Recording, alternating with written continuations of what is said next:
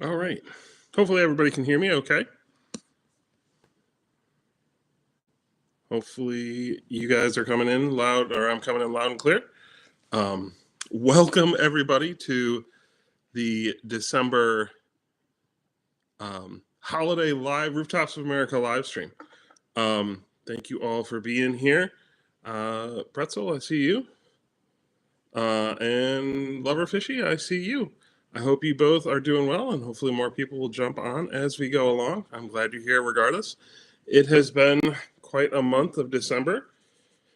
It has been quite a holiday season. How about that? I hope everybody's holiday season has been going well, or as best it can.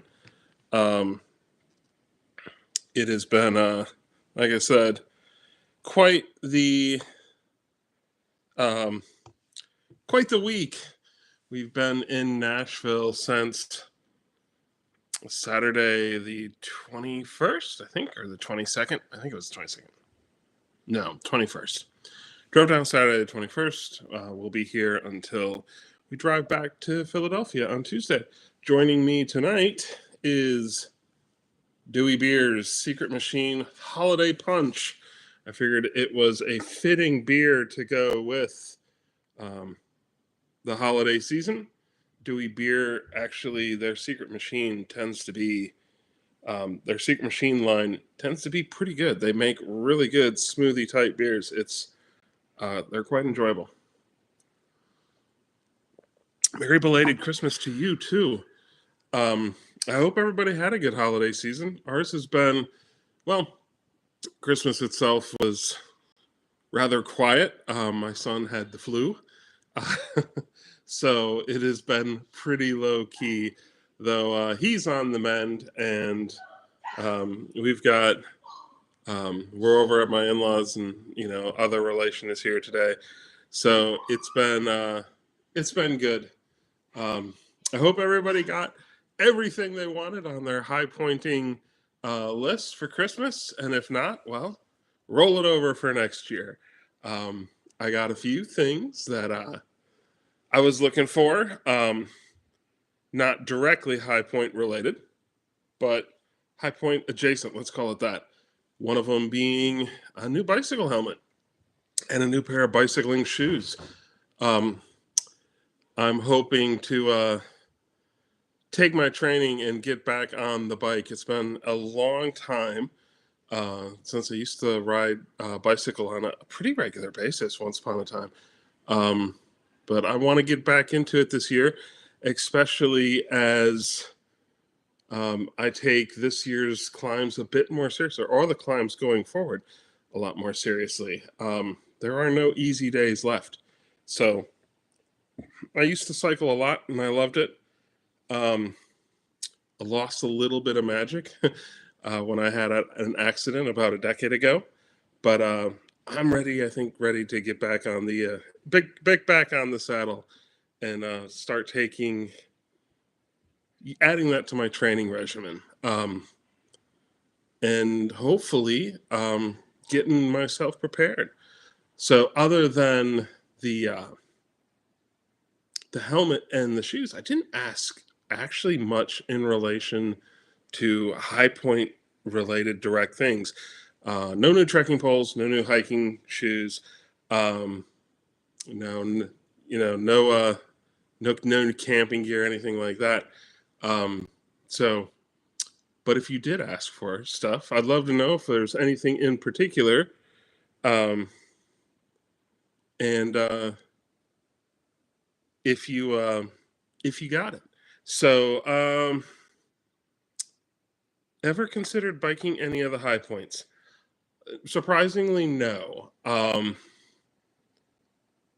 Though I did give consideration at one point, depending on how long the Klingman's Dome Road was closed,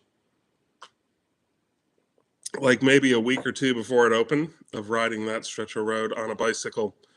Um, but I haven't. I'm not in bicycling shape.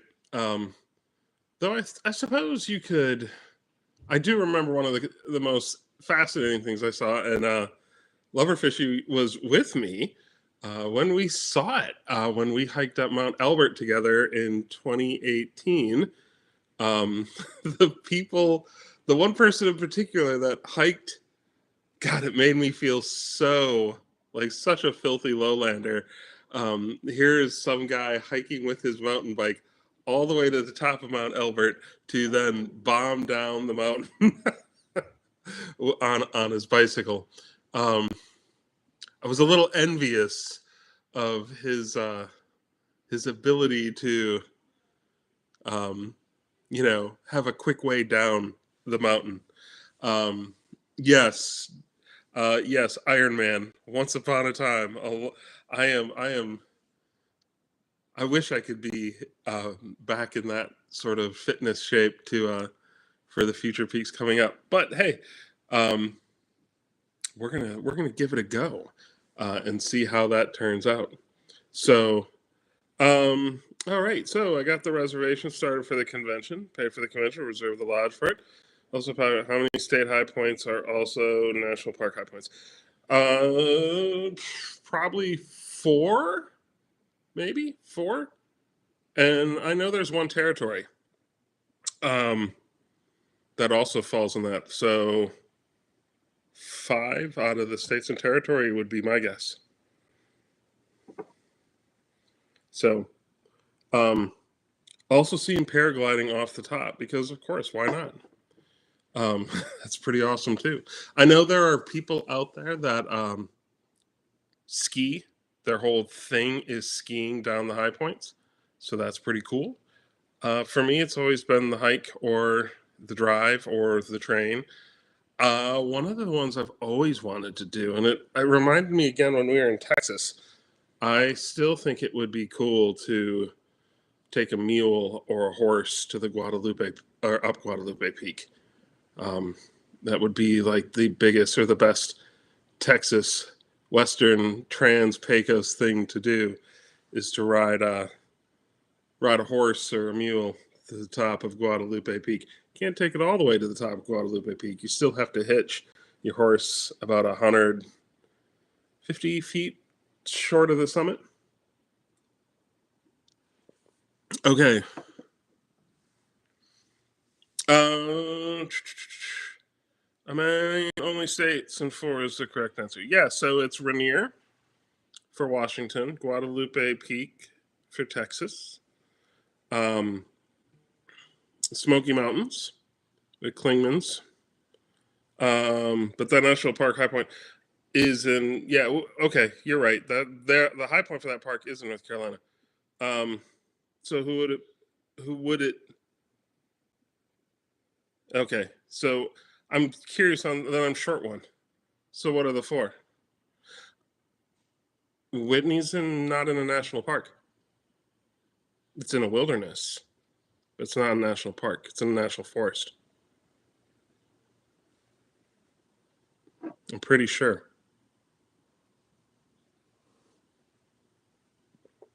I I think that might be worth doing some more research. Um, I know it's an Inyo National Forest. Um, it could be. I know it's in the John Muir Wilderness. So depends on how you want to organize it. I know the territory is American Samoa. So a lot of mountain is in that national park. So very cool. I'll have to check. It could you might very well be right, Pretzel. You probably are right. Um, so the easy ones are Rainier, Guadalupe Peak, and shoot, I just forgot. Rainier, Guadalupe Peak, and good gravy. I'm losing my mind.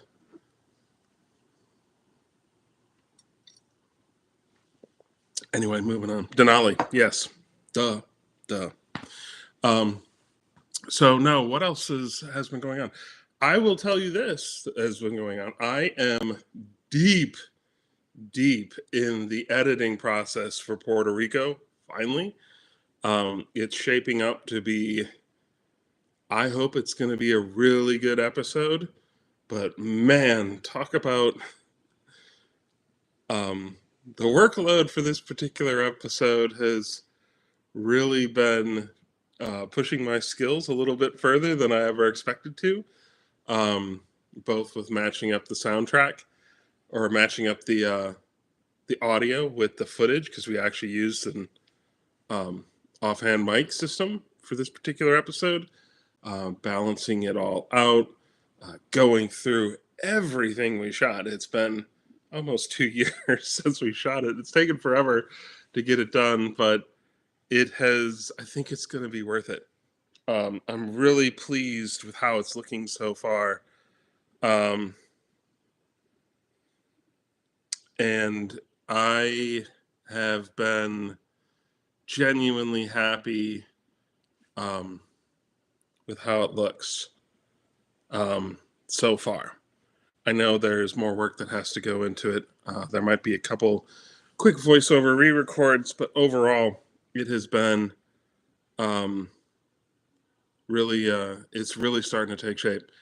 California also is in the works. Unlike normal, Brett is editing the California one. So you can expect those two to be coming out.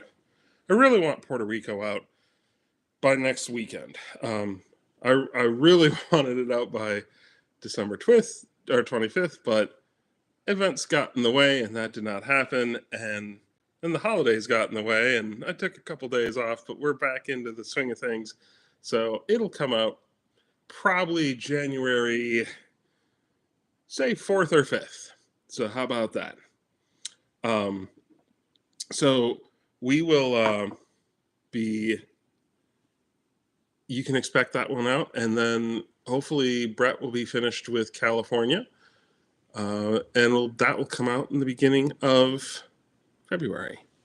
So Brett is one of my best friends and climbing partners who lives in San Diego. He actually has filmed a decent amount with me. I roped him into Rooftops of America early. I first roped Brett into climbing Humphreys Peak with me in 2016, where we learned I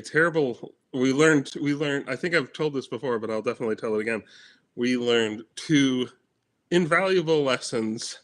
One, we were not 20-something soldiers again who could go out the night before and really tie one on and be fine the next day. And two,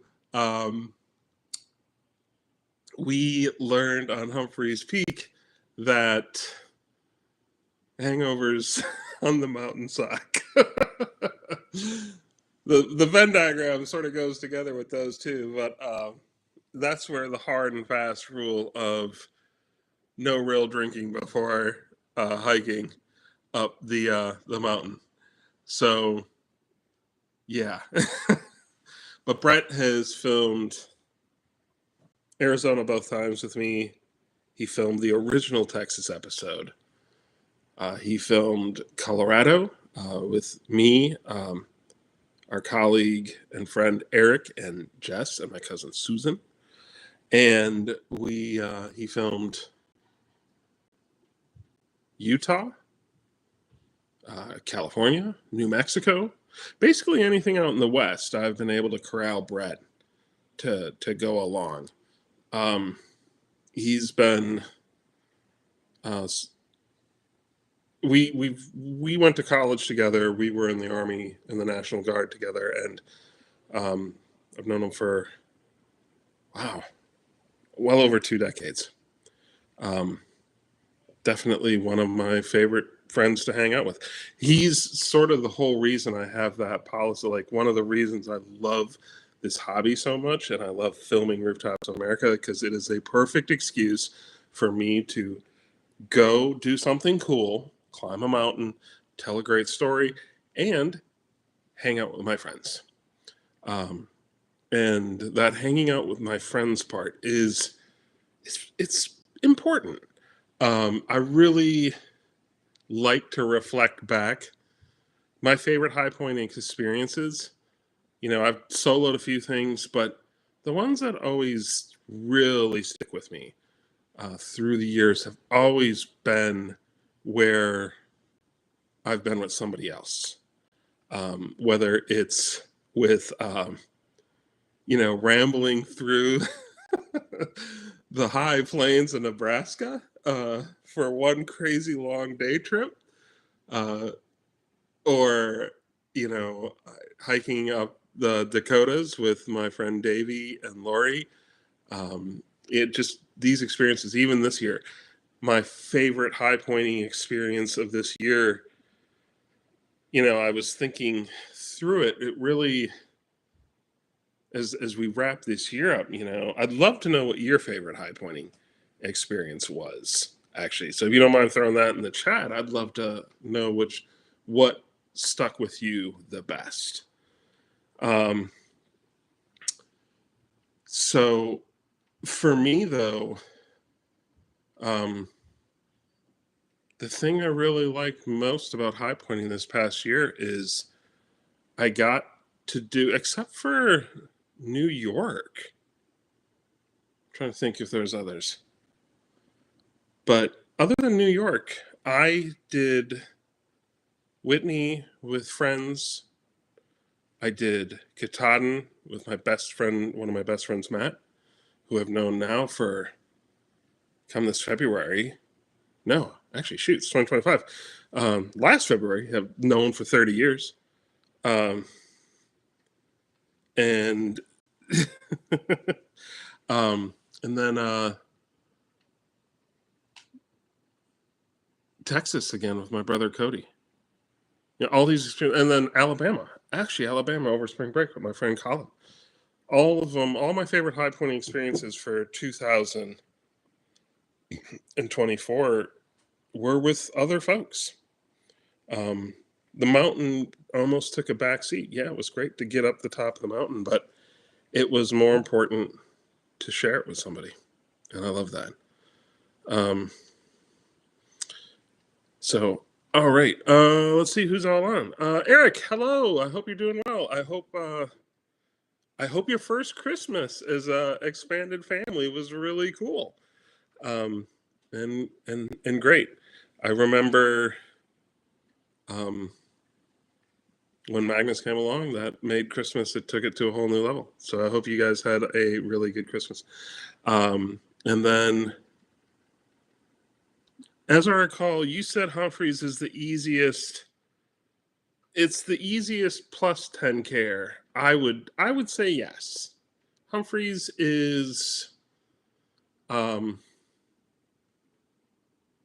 Humphreys is one of the few where I've done it twice, where the first time was like, all right, this is interesting, and if we weren't, if we hadn't gone out and been foolish the night before, it probably would have been really straightforward. But when I went back the second time and hiked it again, I was like, I totally backs up my statement that yes, you can do that mountain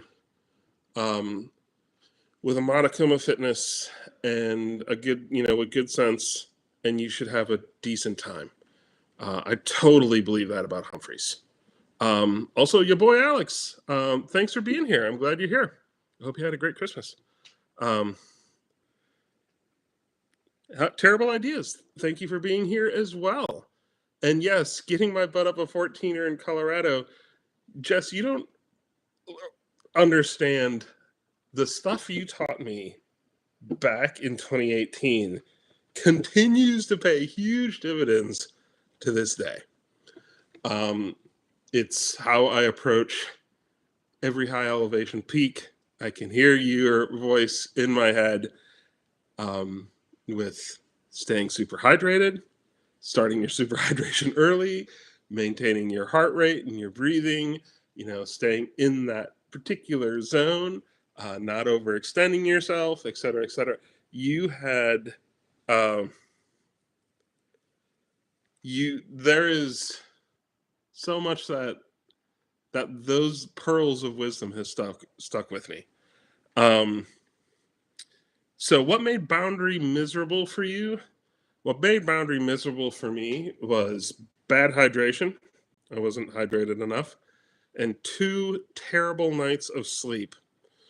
Um, I can handle one bad night of sleep, but two in a row is rough. Getting out to LA from Philly for Boundary was a debacle. I had to overnight in O'Hare Airport in Chicago. I did not get good sleep. It sucked. I was exhausted. Then we camped out at Queen's Mine, and I sleeping at elevation. It was rough. It was not good, um, and that just added up, and it made for a bad day. Um, I felt terrible as I worked my way up the mountain. Um, in fact, I was close to losing my lunch about 50 feet from the summit.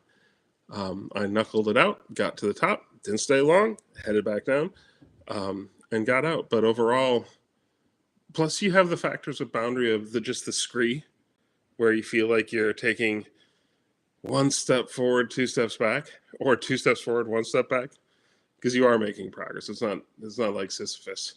But yeah, so it was um, it was something, and that's what made Boundary terrible. Like I said, I have no intention of ever doing Boundary again. I feel like we did a pretty good job with the Nevada episode. I would have loved to have gotten some drone footage. Probably still could go out and get drone footage of certain areas and punch that episode up without, having to redo the climb itself. But if somebody was willing to give me 2 big sacks of money, I would do it. But until then, no. Um, so that is, yeah. Boundary is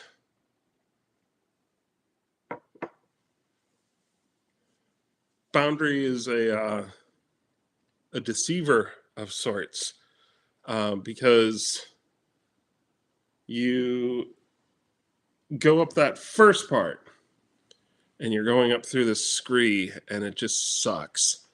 And then you get to not necessarily a saddle, but it levels out, and then you see the rest of it, and that rest of it is a long mile. Not nearly as much of the scree, but you got to stay like towards the center of the ridge. Um, it's the hardest thing on Boundary from a technical standpoint. Being smart on the ridge, don't go off the center line. Try to stay as on the top. If you drift too far to the left, if you drift too far to the right, you're going to end up in a bad way. You will be doing some scrambling, not crazy scrambling, but you have to negotiate around some big rocks and stuff like that. But the part that I found the most frustrating was coming back down that scree field. And by the time I started coming down I actually was feeling better. But just the fact that you're going down, you gotta stay focused and stay present as you're descending down that scree field. Because if you're not, you could slip and have a bad day. So, anything like chicken? No. All very doable. So, just stay present, stay focused. Don't slip down too far. Like, when I say, it's not like there's crazy, it's an arete, it's not like there's crazy drops. But if you start working your way, you're just going to put in a whole lot of work. If you drop down too far on the left or too far on the right, more work than you have to do. You can pick a good line, try to stay as close as you can, and just work your way through. Yeah, Boundary's definitely one of these peaks where you can see it and you're like, God, it looks so close, but it just takes a lot of work to go any real distance. So now the approach to the actual climb itself is gorgeous. It's actually really pretty. But once you get to the base and you start going up, and it sucks. Eric, I read that Trump is changing Denali High Point back to Mount McKinley. And sure, and then it'll get changed back. I put no stock. I'll believe it when I see it. Names are a powerful thing, and it's always interesting to see, because we got the same thing with Kuahi right now, and I still catch myself calling it Klingman's.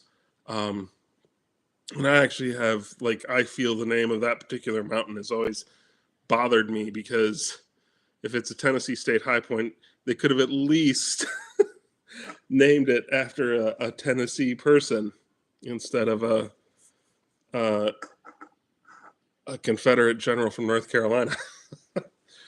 Yes, I know there's more to it, but I'm okay usually with name transitions, with changing the names. I'm not going to lose too much sleep over it. All right. All right. And yeah, Clemson. Yep, they're going through that right now. That name change. The Mulberry Place. It's a Cherokee word for that. It'll be cool to. I like. Part of the reason I think name changes are interesting is I'm going to put on my public affairs hat, my marketing and all that, is it gets some of this back into the limelight. So a name change from Klingman's to Kuahai or Black Elk, it brings attention to these places. And if it gets more people to visit them, I do not necessarily think that's a bad thing, especially if people visit them. Now, granted, both of the two I chose, actually, I wish there may be less people, because Lord knows the Great Smoky Mountains get so much traffic that it's just excessive. And it actually, that part can't quite handle that demand. That said, and the same sort of goes with South Dakota. The snotty remarks in me is the best part of South Dakota is by Rapid City. And I apologize to everybody that's, from Eastern South Dakota. But yeah, those both of those examples are not necessarily the best. But I do like it when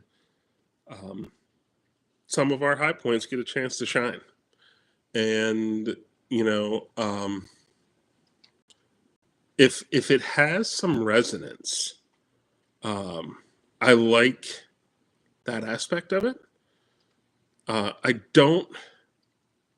I wouldn't like is where if we took Mount Marcy and you renamed it Tawahoose, which wasn't a name that it was ever called by any native tribe. That to me would not be a good name change, because you're basically trading, at least with Mount Marcy, that's named for the guy that commissioned the survey that identified it as the state high point, et cetera, et cetera. So we got a little off track on that. Pretzels. Everyone, I made a topic on Reddit about the convention and what my prospective schedule will be for it. Cool. Topic is convention dates announced. Awesome. I do look to hopefully have a crew of 4 people and doing stuff for that trip. Even if you don't, I know you'll probably meet a bunch of good people out there, and there will be. It's in Bishop, I'm assuming. I haven't really been paying attention to it, but I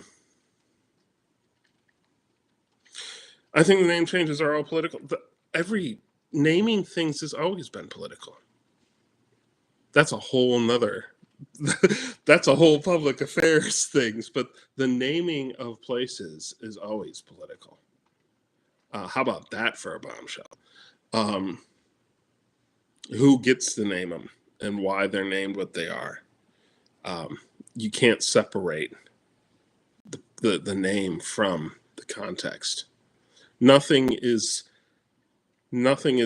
named innocently is not the right word, but every name has an ulterior motive. So but that I feel like I almost there's a topic there that I should probably give a presentation on, like work related, like when you consider naming things from a public affairs or strategic communications. Like I feel like this is a topic I might have to call up my colleague Kim and be like, I've got one for us. So um, so yeah, to get back, yeah, you're gonna find people that will do boundary at the convention press. So I guarantee it. There'll be people that are gonna want to do Whitney, but Whitney and the permits and all that might be a tough row for some folks. Where boundary, you don't need any of that. So there'll be people that will want to do that hike with you. So I remember when I did boundary in July a couple of years ago, there was a whole crew. In fact, Boundary actually is the peak that I met more dedicated high pointers on because there was a whole crew of them that did it together than any other peak. Like, um, I met, there must have been eight, 10 people, like true blue high pointers. Not like, oh, we're just hiking this because it's the highest point, but people that are actually in this funky little hobby slash adventure that we're all on. So, um, yeah, it's fascinating. So I guarantee you'll have a good experience.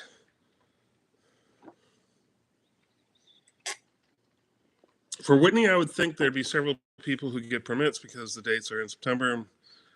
Fingers crossed. Um, I do know that around Labor Day, it's still a popular destination. So I haven't paid any attention to the convention for 2025. I do know I really want to do the 2026 one. I do need to go to one.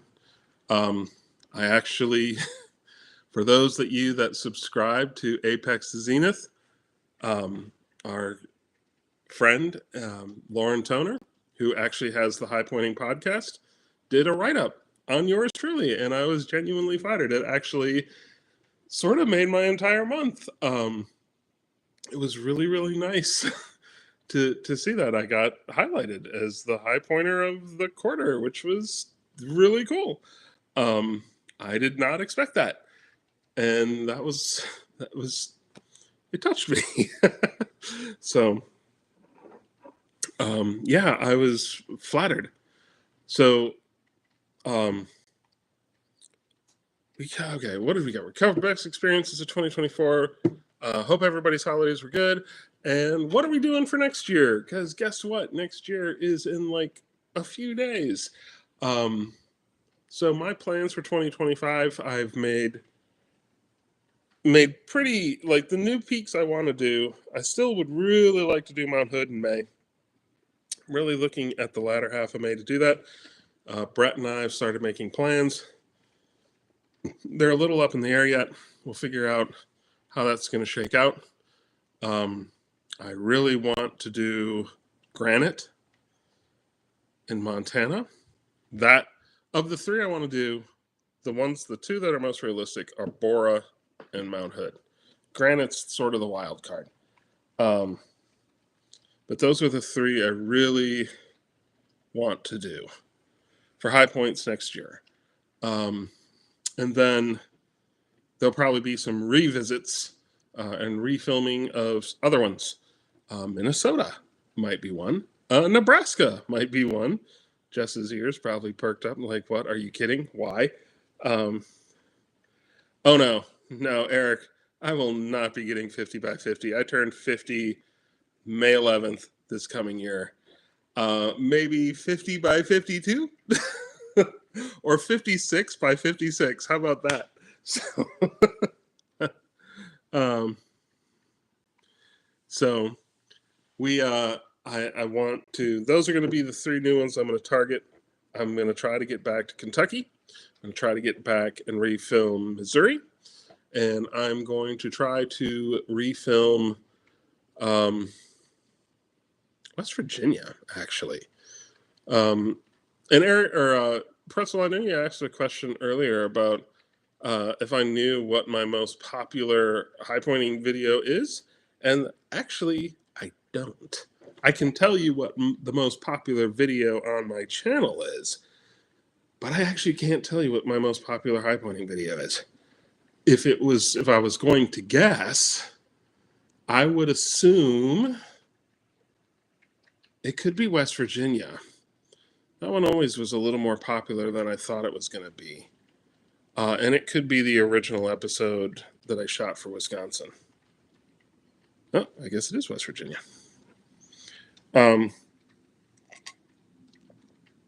Good luck with Agrahan. Any plans on who to take for that? Whoever is willing to go on an expedition, whoever is willing to be able to dedicate 3 full weeks of their life to go to the middle of the Pacific Ocean. That one's going to require a lot of planning. That one is not going to be approached in a fly-by-night sort of seat-of-your-pants way. That one's going to be well charted out. And if folks want to do Agrahan, I will let everybody know what the commitment would be way beforehand. Having a roster 6 months out would be ideal, because it's going to require a dedicated crew, and it's an adventure. It's a true blue commitment. So, yeah, Clint Call has done it a few times. I've got his contact information. New River Gorge is beautiful. We used to live down the road. Well, not down the road, further, but in Blacksburg, West Virginia, or Blacksburg, Virginia area. Jess, yes, Nebraska with better sound, less wind for sure. I can deal with the wind because I have better sound recording mics to record with. So, let's see. Good luck on becoming a truck driver. That's awesome. Did Mount Adams winter guided ascent recently? Videos up on my channel. Let's go. Terrible. If you want to post it in the chat, post a link. That would be awesome. I also made a list of peak baggers who've done Alaska National Park high points. I want to pick their brains for those hikes, assuming any of them are there. Yeah, that sounds awesome too. So, yes, I will. Once Agrahan starts rolling, I will probably talk about it nonstop for months, and everybody will get tired of hearing about it. So, on that note, it is 8:08. So, because I'm in Nashville, Central Time, the best time zone, one of the things I do miss about living in the Eastern Time Zone again is how awesome the Central Time Zone was. But that's a whole nother thing. I always feel the one you grew up in when you were young is your favorite. The Mountain Time Zone has a lot of good things going for it. So, yeah, I hope everybody did have a good holiday season, and I hope you have a good holiday season or a good New Year, and you stay safe on New Year's Eve and into New Year's, and we will be getting back on the regular schedule. So instead of this monthly Sky Needs a Break, we're going to pick up the pace again. And the next Rooftops of America Livestream will be back on Sunday and 2 weeks from tomorrow. So tomorrow's the 29th. So that's going to put us at, hold on, I've got a calendar right here. That will put us on, let's see,